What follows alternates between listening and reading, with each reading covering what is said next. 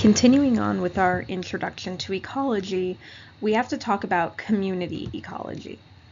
So we discussed individual is the one organism like me or you or that dog over there. Then you have a population where it's all of us humans in this room, all of those dogs at the dog park, things like that.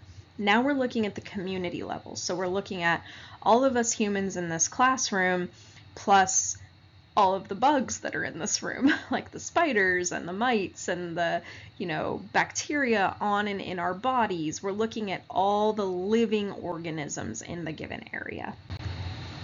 So when we are talking about this particular area of ecology, we're looking at these objectives. So we're going to define the community, why we study them, talking about keystone species and the effect they have on the community, and then we're going to talk about succession. So you need to be able to compare and contrast the different types. Here are your key terms for this particular section, and let's move on. So for ecological communities, these are the different population species in a specific area interacting together. So if you look at this example food web here, it's all of the phytoplankton, all of the whales, all of the, mammals above the ground, the fish types, the microbes, the invertebrates, the birds, all of these different living species and how they interact with each other.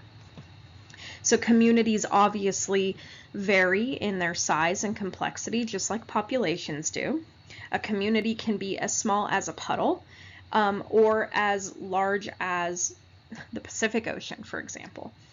And then we can study the flow of nutrients within those communities, how those communities recover from disasters, and we can look at how impactful different species are to each other in their relationships. The first type of impactful species in a community is the keystone species.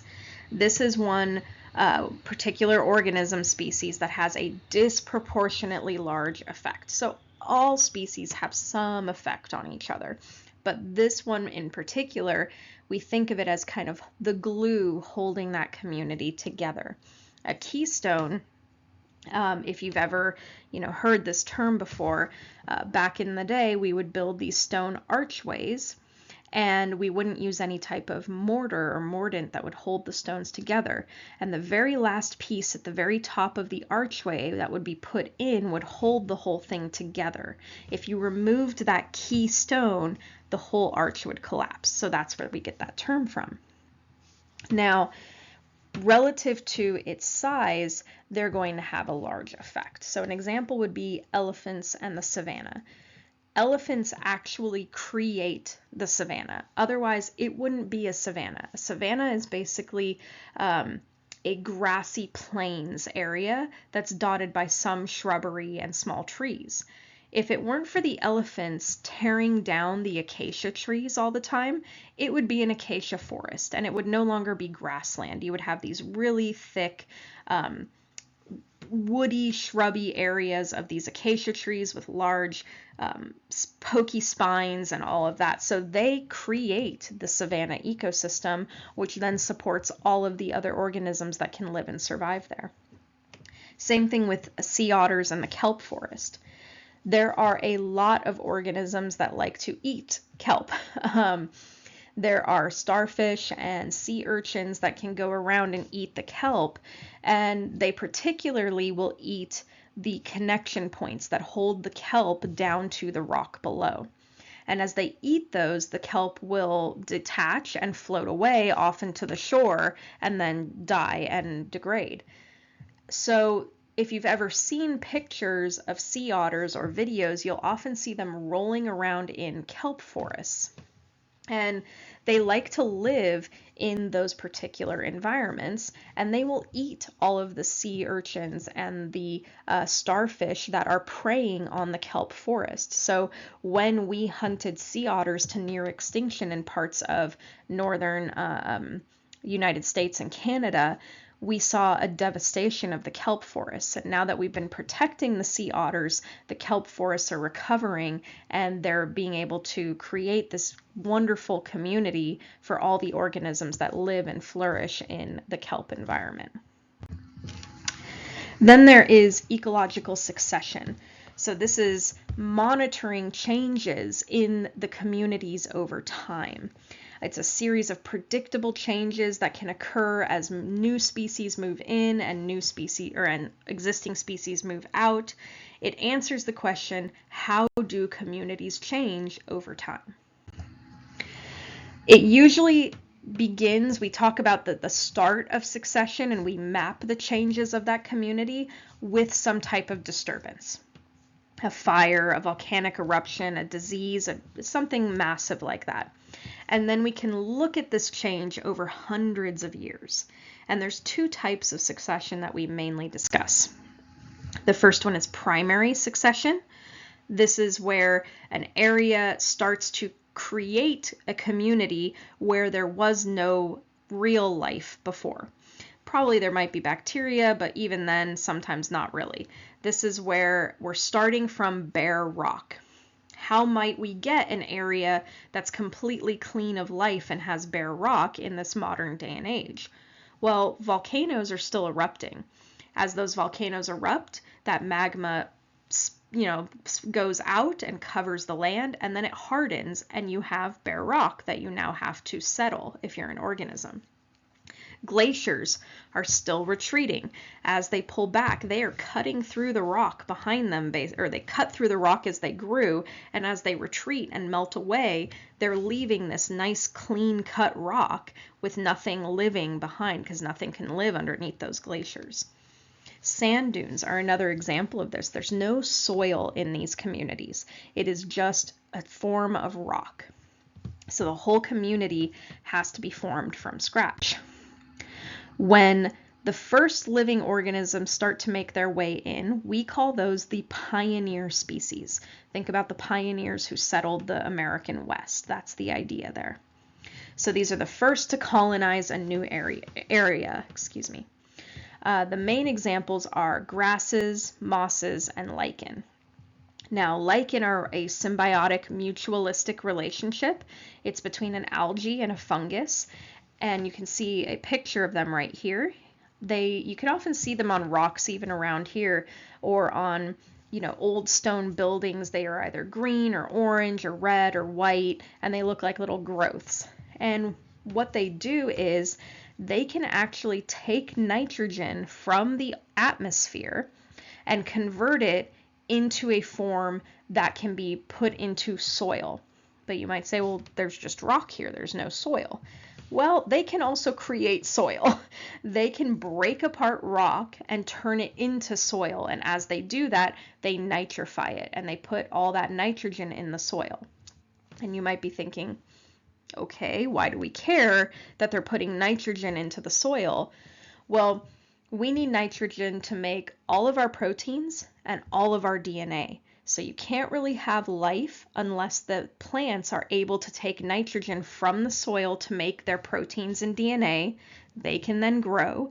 Then the herbivores can eat them, and the omnivores and carnivores can eat the herbivores. So it all kind of starts with them. Mosses can also come in. They are plants that don't have true roots, so they don't need deep soil to burrow in. They can kind of get away with just a little bit of, loose gravel and nutrients on the surface. Then we have grasses that start to move in. Grasses, I'm sure you've seen, they grow everywhere. You can be on the middle of the freeway and there will be a little grassy patch. They can find a tiny little hole in that, asphalt or that concrete and make a home there. So what these organisms will do is start to create a soil environment where other types of creatures can move in. Ones that need a little bit more, of a welcoming area to live. These guys the pioneer species can create a more inviting environment. The second type of succession is secondary succession, and this occurs in an area where there used to be a community, but that community was disturbed. Maybe not completely destroyed. It's definitely starting with soil. We're not starting on bare rock. We're talking about things like a fire comes through, or a flood, or deforestation, or something like that. And this tends to happen faster than primary succession, meaning you'll start to see more advanced species rather than, the pioneer species in primary succession take a while to establish the soil. Whereas now there's already soil. So flowering species might be able to come sooner. You'll get trees and more organisms living there faster than in an area that started with bare rock. In this case, your pioneer species are grasses and types of insects. Sometimes this is necessary for a community. There are certain types of plants, often a lot of the evergreens in California, who need fire to germinate. Their seeds actually won't be able to grow a new plant unless they are kind of put through a fire scenario first. So we're not saying these things are bad. We're just saying these are things that occur and we can watch how they change over time. So here's an example of secondary succession. You have the fire burns down the forest. At first, things like grasses and annuals come back, and then perennials. Then you start getting shrubs and larger trees and the organisms that like to live in there. And then you get the mature forest that occurs. And you can see the timeline here. We're talking hundreds of years. So a climax community is the community where all the animal and plant species are existing in a stable balance. So we're not bringing, the next phase in anymore. We've reached the highest phase of this community here. It's kind of like the end of succession. If this was allowed to continue without any disturbance, it would remain like this as long as it could. The type of community you see depends on where the environment is. So obviously, if you're in the desert, you're not going to end up, 150, 200 years from now with an oak forest there. That's not what can be supported in that area with the amount of rainfall. So it will just differ based on where you're at. A hurricane can come through and wipe out a coral reef, but then, 20, 30, 40 years later, you're back to a healthy, thriving coral reef with lots of different fish and invertebrate species there. We can also look at succession in smaller land areas, for example, like a pond. You'll often see these ponds fill up in times of higher rainfall, and they won't have any life in there aside from the bacteria that was already in the soil. No plants, nothing like that. But over time, sediment will land at the bottom and create kind of like a nice fertilizer for plants to grow in. And then seeds will land in there and the plants will start to grow. Those will then die and create more sediment, and new plants can start growing in there. And over time, we're filling in this pond and growing more and more on the surface, creating like a marshy condition until finally we end up without that pond anymore, and the community around it fills in that space. You can have succession in aquatic environments as well. We've talked about the coral reefs being devastated by hurricanes and coming back. Two very interesting examples are shipwrecks and whale falls. So when ships, crash and end up sinking down to the bottom of the ocean, you now have a pristine area where no organisms were living before, where they can now move in and create a new reef ecology environment, kind of like primary succession. You'll also see with these whale falls, a whale will die and fall to the bottom of the ocean, and it creates this vibrant community. You'll have tons of different species coming just to eat this whale, and it's so large that it can take weeks or a month or whatever for this whale to fully decompose. So you're looking at these different species moving in at different times based on what they like to eat. And eventually it'll get picked clean till it's just a skeleton. So overall, this is the summary. If you have any questions, feel free to ask me during class.